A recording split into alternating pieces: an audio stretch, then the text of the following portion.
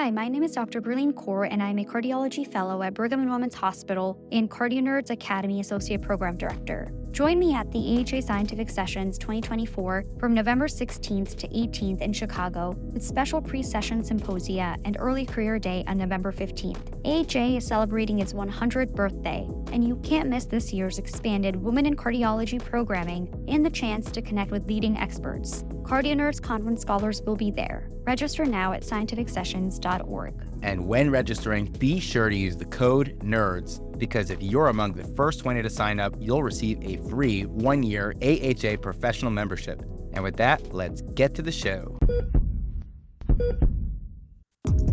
Hello, CardioNerds. Welcome back for another episode in our Cardio-Rheumatology series.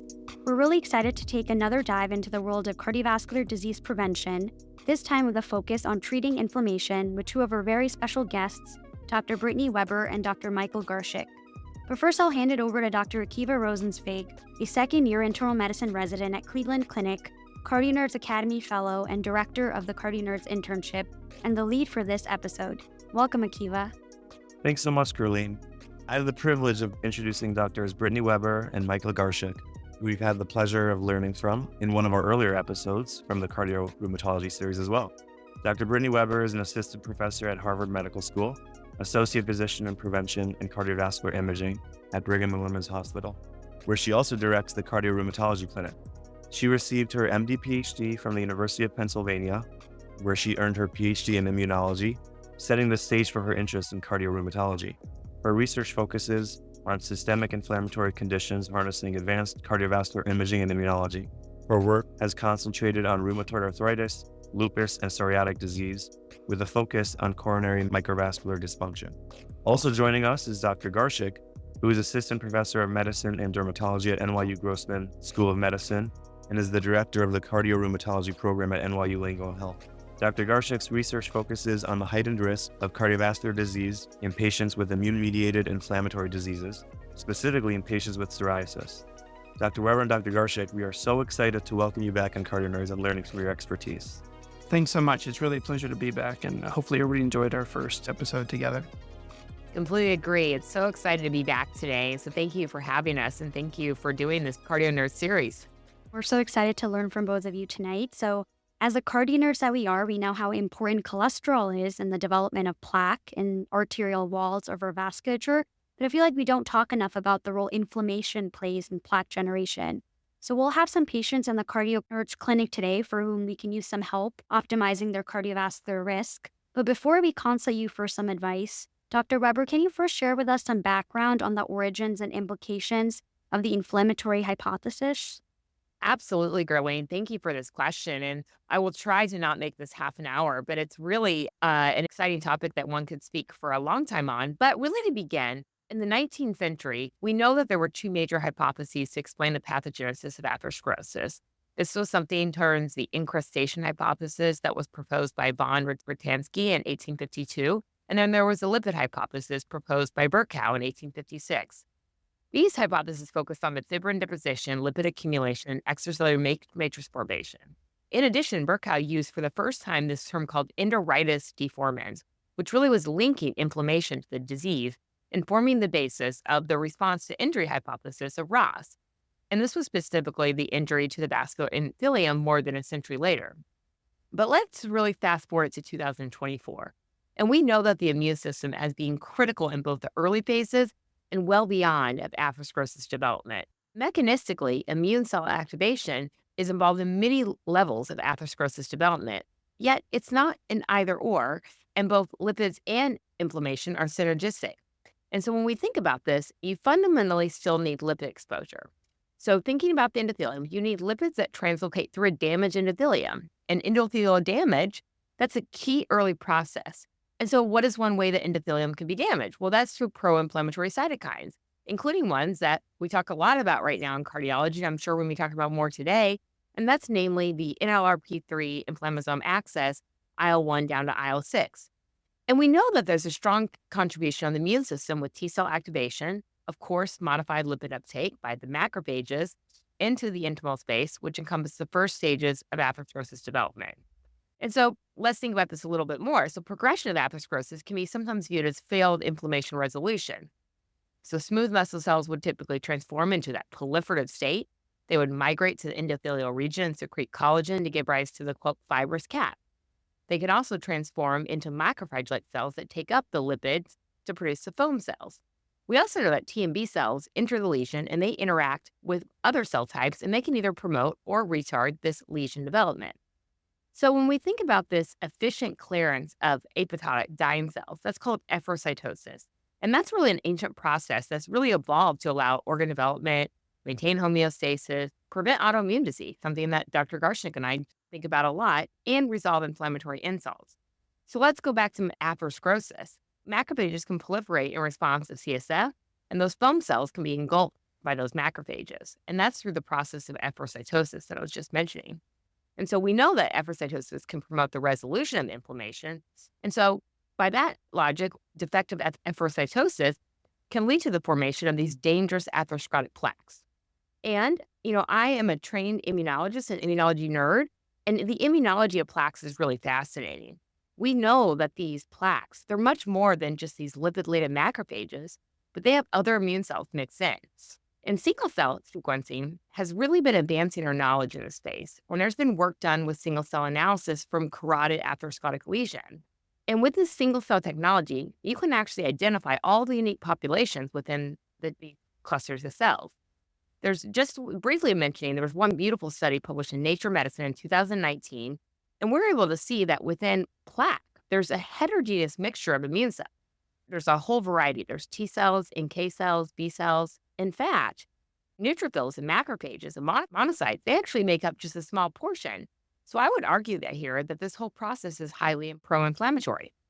Wow, thank you so much for that whirlwind tour through the history of the inflammatory hypothesis, as well as the pathophysiology of atherosclerosis, things that I've never even heard of before. So thank you so much. I'll definitely have to listen to this again. Let's just jump right into the case then at the CardioNerds clinic. Mr. Corey Kulch is a 57-year-old male with a history of tobacco use, gout, and CAD, including 2 prior myocardial infarctions treated with PCI, most recently 6 months prior to presentation. Despite guideline-directed medical therapy, including aspirin or high-intensity statin and ezetimibe. And his lipid panel shows a total cholesterol of 180 milligrams per deciliter, triglycerides of 100 milligrams per deciliter, HDL of 55 milligrams per deciliter, and an LDL of 55 milligrams per deciliter. He has since improved his diet and now gets regular exercise after completing cardiac rehabilitation following his last MI. His A1C is normal. So, Dr. Garshick, can you walk us through what can we do to further optimize Corey Kulch's risk of another coronary event? So again, thanks for having me on, guys. This is a really wonderful forum to talk about prevention. So this patient, how do we optimize his risk? Well, first of all, we want to find out, how risky is he of having a future cardiovascular event, and what are those specific factors that may be driving his risk? First of all, thinking, what is his risk of a future event? Well, he's already had 2. And so the first question I always ask my patients when I like this, and I think this is a very common case, is, what medications were you on between your first and your second heart attack that led to the PCI? And so if they weren't being treated with high-intensity statins, if they weren't on appropriate antiplatelet therapy, that they didn't have their blood pressure controlled, if the diabetes, the hemoglobin A1C controlled, then we'd already start to be figuring out a reason of why they went on to have their second event, which is this patient's case. But then this patient, you gave me a clinical story of someone who now is post 2 PCIs, and his lipids are well controlled. He's on antiplatelet therapy, at least with an aspirin. And we're trying to understand, how do we reduce his risk further? And there's a few different buckets that I start to put these patients in. First of all, do they need more aggressive lipid-lowering therapy? Well, in this case, are you, maybe not. His LDL is 55 milligrams per deciliter. You could probably get a little bit lower. Although the marginal benefit of continuously reducing LDL, it's there, but the relative benefit may be slightly less. And there are other things that we can think about. Well, first we can think about, what are the other risk factors that may be predisposing him to his future cardiovascular event? Well, he has gout. So that's, of course, a cardiovascular risk factor, an evolving one that we think of a risk factor. And he's also an active smoker. And I would argue, I know that the storyline is that he completed cardiac rehab, but actually a lot of cardiac rehab programs actually include smoking cessation. So I would try to really hone him down on, what kind of smoking cessation did you have? Was it appropriate? I'd even start to offer him pharmacologic therapy if he needed to. And I actually do offer that in my clinic. So once we've addressed the smoking cessation, we've addressed the gout, making sure the gout is well controlled, we start to assess some other non-traditional risk factors that are becoming very common. That's Lp(a). So we'd want to measure his Lp(a). Again, Lp(a), I'm sure you've covered it many, many times, but it's a cholesterol-like particle that's more inherited than acquired. I kind of jokingly tell patients you can't eat or lifestyle your way into it. And it's a marker of enhanced cardiovascular risk. So this could be one reason why he's having recurrent cardiovascular events.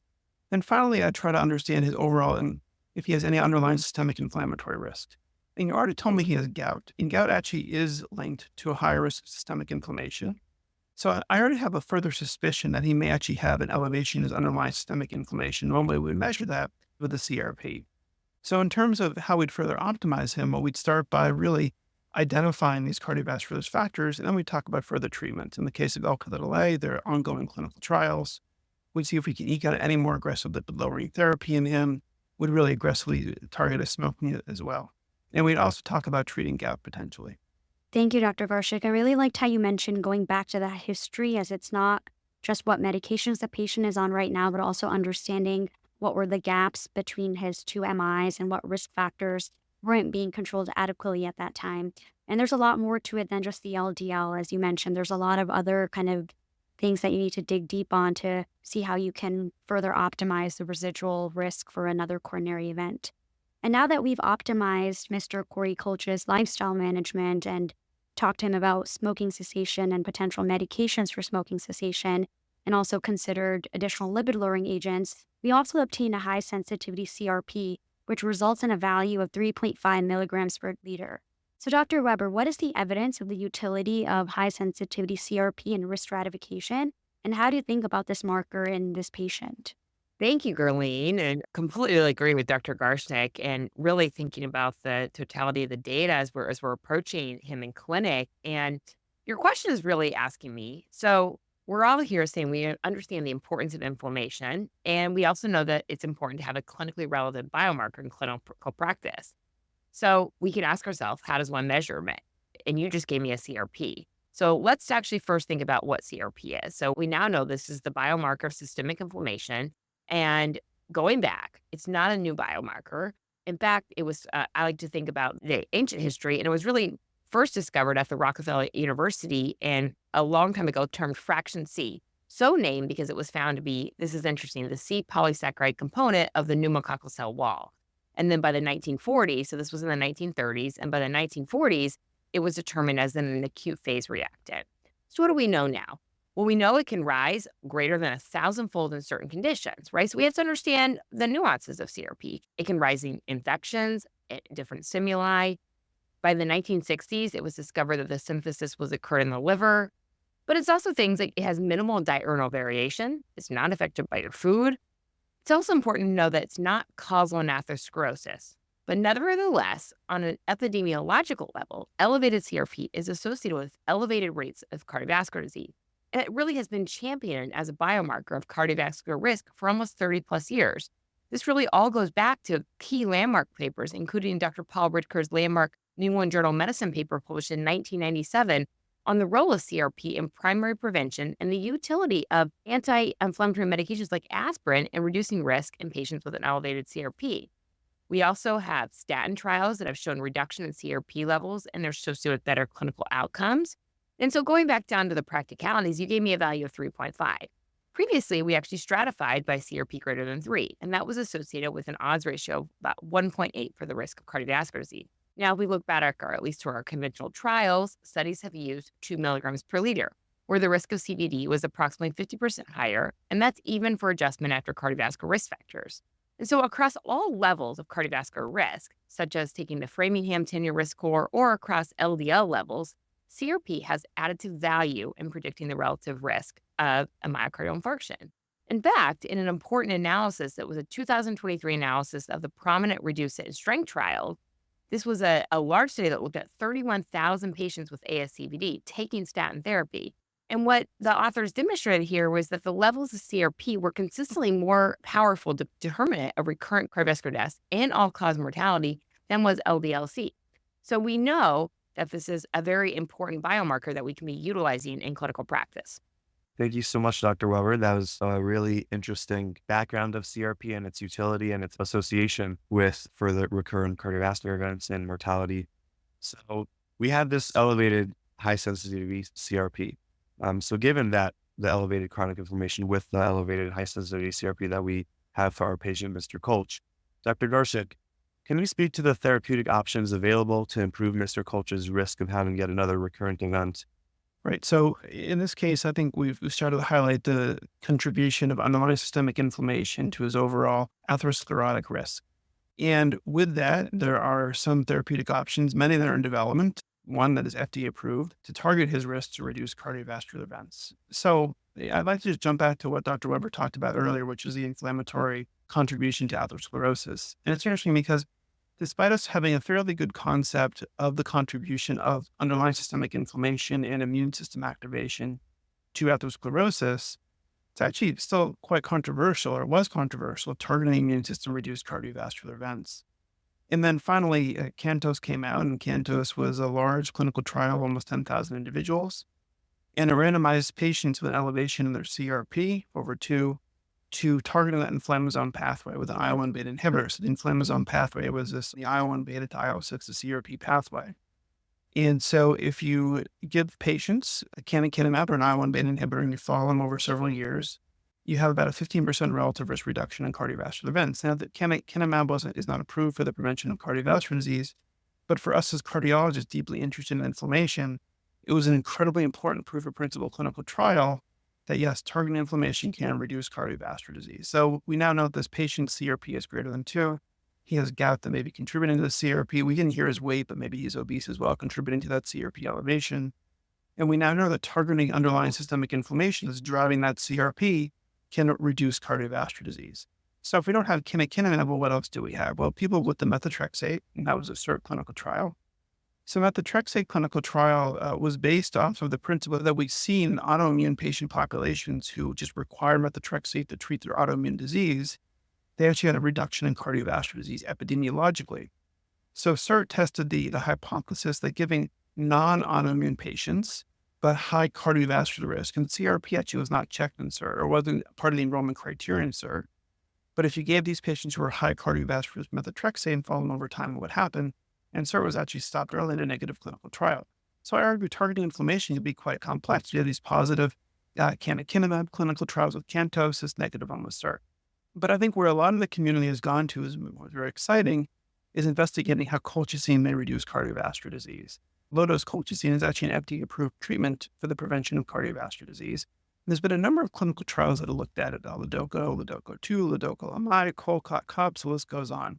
Actually, if I can make a brief plug for one of your prior contributors on this forum, Antonio Abate, he just came out with a wonderful review in ATDB where he listed pretty much every single anti-inflammatory clinical trial that he could find. In the majority of them were actually targeting that inflammasome pathway. So all these clinical trials are listed on that huge table that he provides in the publication.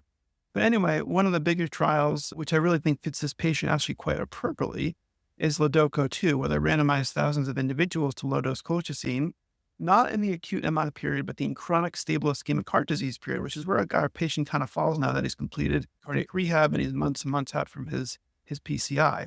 And it showed that if you follow these patients over time in Lodoco 2, you get about a 30% risk reduction in cardiovascular disease.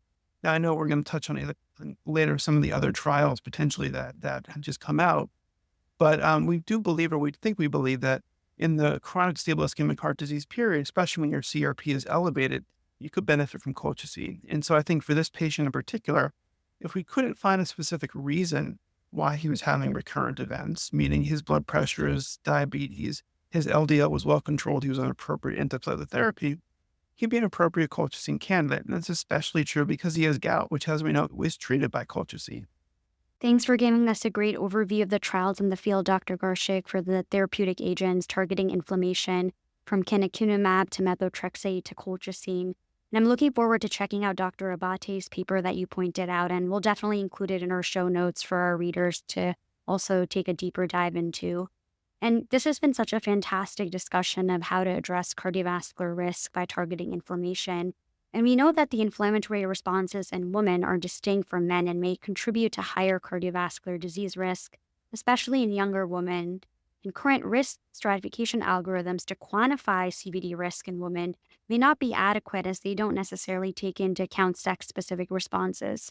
So, Dr. Weber, can you tell us a little bit more about inflammation in women and how our approach may be similar or different in utilizing biomarkers such as high-sensitivity CRP and consideration of therapeutic options?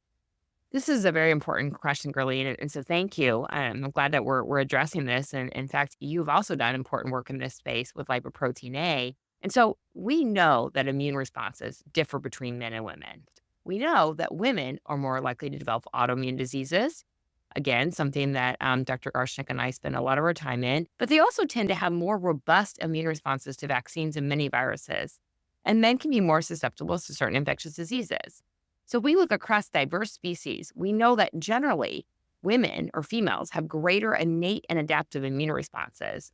So adaptive being kind of the cell-mediated immunity, and they have a greater inflammatory responses compared with males, and this can impact disease outcomes.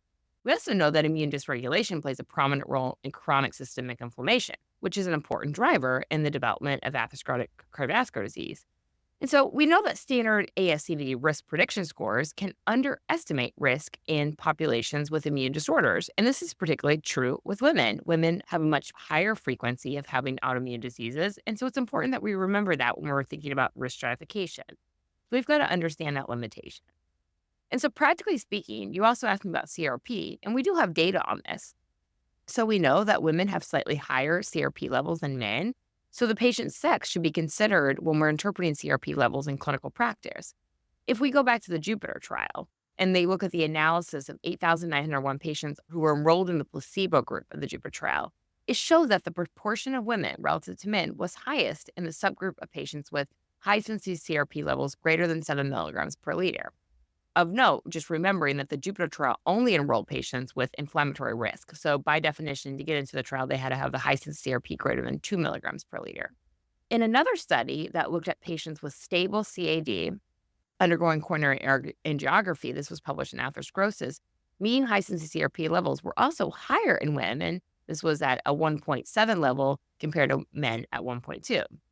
So it's important to note the differences, but we also know that CRP remains a reliable predictor of cardiovascular events in both women as well as men. Thank you so much, Dr. Weber. So let's go back to our patient, Mr. Kulch. He was excited to start taking colchicine after shared decision-making. And he remembers once using it for his gout flare, but he remembers hearing something about the adverse effects of GI intolerance. Dr. Garshick, can you share with us the practical consideration of starting colchicine? Which patients should we be thinking of this in? What is the dosing to use? And what's the rate and type of adverse effects to be aware of?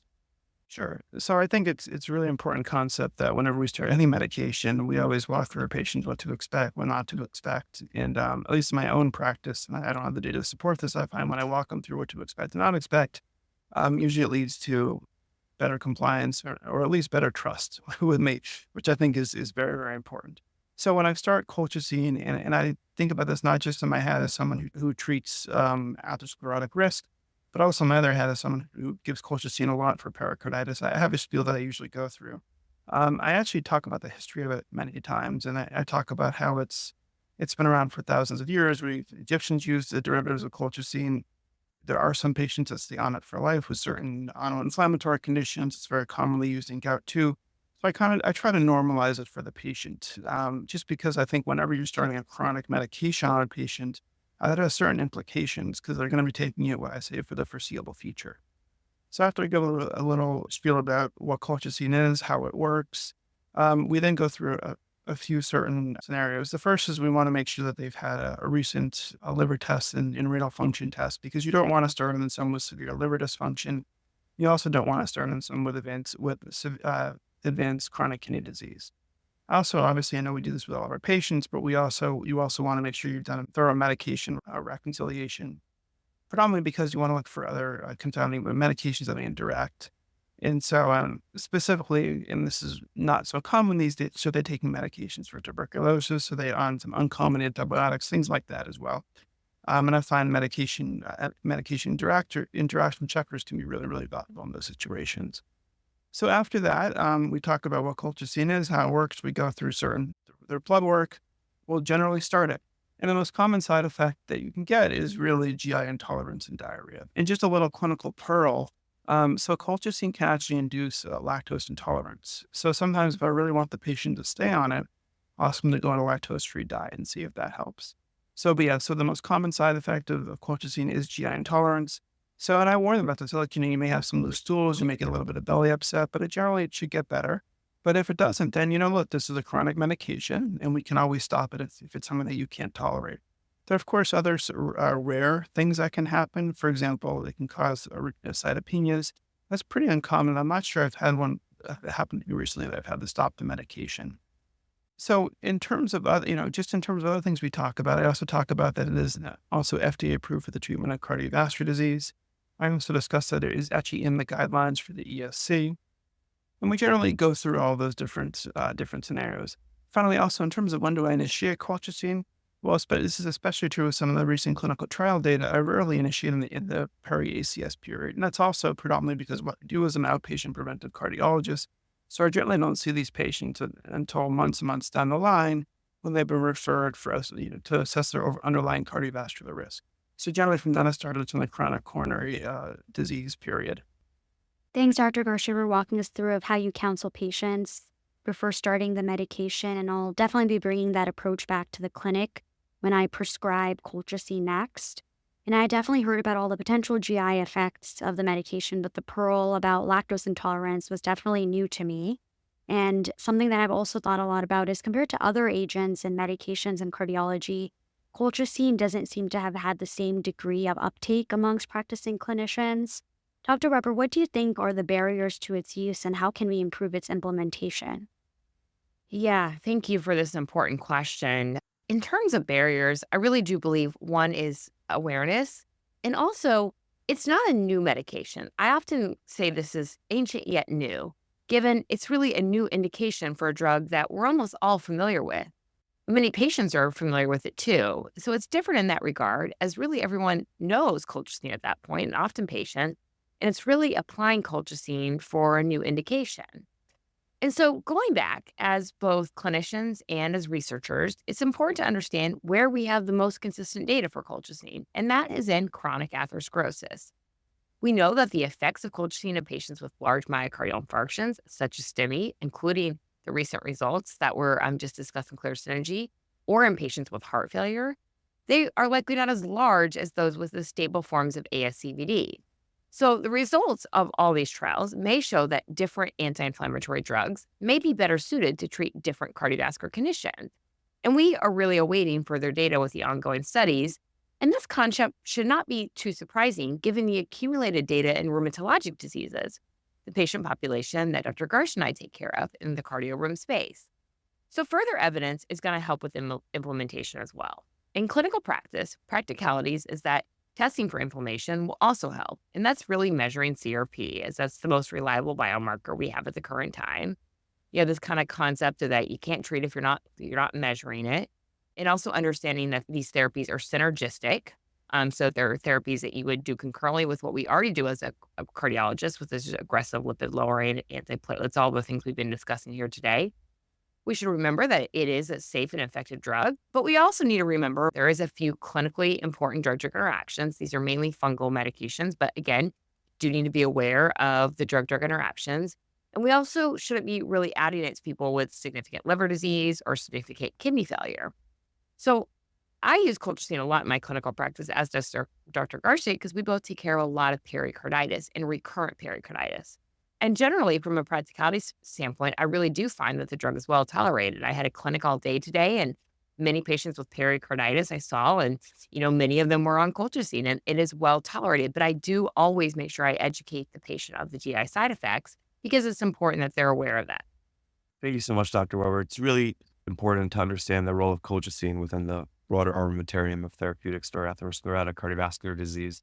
But also just to note, like what you said, which is how it really is a safe therapy.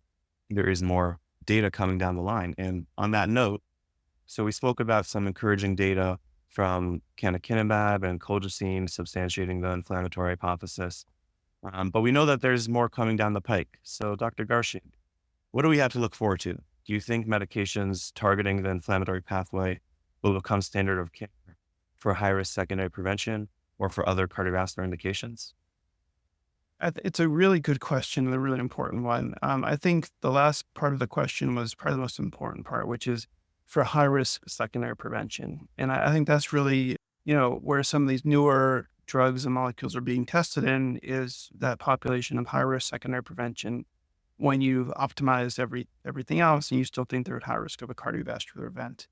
And so what I find interesting also is really focused a lot today on for targeting inflammation on the inflammasome pathway, again, the IL-1 beta to IL-6 to CRP pathway. But that's just one component of the immune system. And there's many other components we haven't even touched on adaptive immunity. We really focused today on innate immunity. So I think that there's a lot of medications now in the pipeline targeting inflammation. And just because we've focused on the inflammasome, I'll stay there for right now. But of course, we have a recent clinical trial, Clear Synergy, that just was released a few days ago, actually, and where this was starting low dose colchicine in the peri-MI period in about 7,000 individuals, and it didn't seem to show a benefit or a reduction in cardiovascular events. Now, in these patients, they had pretty high CRPs when they entered the clinical trial in the setting of their STEMI, and they were reduced after 3 months, but the CRPs actually, the average CRP in the colchicine group wasn't below 2. So I still think that there is room for colchicine, certainly in the chronic coronary disease period. But that's one clinical trial that was just released. We have a lot of other ones in the pipeline. NYU were a site for the IL-6 inhibitor clinical trials, including Zeus. Zeus is a clinical trial looking at patients with chronic kidney disease who actually aren't candidates for colchicine, with elevations in their CRP and very high cardiovascular risk. And one of my own patients in that clinical trial, and I would say I don't know what he's getting, but he's someone who's perfectly optimized from every single perspective, but he's ridiculously high risk. And so he's really a perfect patient to explore if targeting inflammation reduces risk. We have another clinical trial, Artemis, which is looking at inflammasome inhibition in the peri-MI period. We even have another clinical trial, Hermes, which is looking at targeting inflammasome with heart failure with preserved ejection fraction. So really, I think that the main point of what we're talking about today is that targeting inflammation and the concept of targeting inflammation is only becoming more prevalent. And do I think that'll become the standard of care of high-risk individuals? I think it'll be something that's going to be strongly considered. I do think that the medications that ultimately get approved and used, though, will determine how common it is. The more complex the medication, the more immunosuppressive, potentially the less uptake amongst clinicians. But the safer the medication, the more mild the medication, I think it will get a lot of uptake eventually. Thank you so much, Dr. Garshick, for walking us through what there is to expect. And it's a very exciting time to look forward to the trial results of a lot of the trials that are currently ongoing. And with that, it's been such a whirlwind of talking about inflammation and treatment in today's episode that I think it would be helpful for us, Dr. Weber, if you could summarize for our audience the key takeaways regarding the utility of anti-inflammatory therapeutics in reducing residual cardiovascular risk. First, truly thank you to CardioNerds for doing this podcast. This is very exciting for us. And again, we've had a lot of exciting stuff we discussed tonight.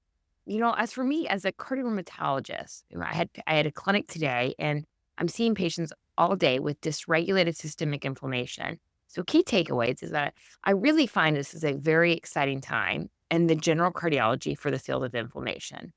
Looking at everything we discussed tonight, the road is really vibrant ahead with the translation of that fundamental pathophysiology that we talked about in the beginning to targeted therapeutics that we're testing.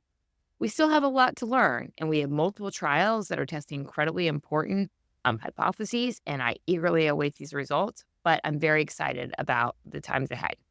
So just to close things off, Dr. Weber and Dr. Garshick, it has been such a delight to learn from you both. We've already asked you in prior episodes about what makes your heart flutter about the role of CV prevention in patients with autoimmune rheumatologic disease. But let's take a spin on that question. We'd love to hear what makes your heart flutter about targeting inflammation as a key harbinger of CVD. So thanks for the question. I'm going to change it around a little bit and say what makes my heart flutter about prevention, because I actually think it's a very exciting time in prevention, and inflammation in Dr. Weber and I's mind are a very important component. But also, I think in general, it's interesting. For a while, I had to rationalize to colleagues and, why do I want to be a preventive cardiologist? Isn't that just a general cardiologist? But I think what's very exciting about this field and the specialty is that every every few months, we're testing new pathways, the new clinical trials, testing various aspects of prevention, whether it's targeting Lp(a), GLP-1s, or targeting inflammation, which Brittany and I are very passionate about. So I think that's what's particularly exciting, that this field is very vibrant. It's going to become more vibrant. And I think that's a particular exciting aspect, especially as someone who's not just a clinician, but also a researcher. Yeah, thank you guys again, and excellent question to round it off. And I really agree with Dr. Garshick. This is why we are partners in crime, and we work so closely together, because I love the prevention stake, because ultimately this is what we're trying to do here, right? And even if it's prevention of a secondary event, but ultimately when I think about, when I'm seeing the patient in front of me, we want to be able to prevent that future event. And I think that is what is so exciting about this field ahead, and about the ongoing translation into the therapies that we're testing, and to really get into precision, right? Really being able to predict these who could respond to what therapies. And like we said, there's a lot on the pipeline, but I know it's going to be an exciting road ahead. Thank you so much, Dr. Weber and Dr. Garshick, for sharing your passion and expertise with us today. It's been such a treat to learn from both of you as the leading experts in the field on not just today's episode, but also on our prior episode on deciphering cardiovascular risk in patients with rheumatologic conditions. And there were so many pearls discussed today that I'm looking forward to bringing back with me to my clinic patients, and looking forward to listening again to soak in the pearls and wisdom I might have missed. Thank you both so much for your time, and also for all the hard work that both of you do to move the field forward in terms of both patient care and also the research and the science aspect within cardio-rheumatology. Thanks for having us on. We appreciate it. Yeah, thank you so much.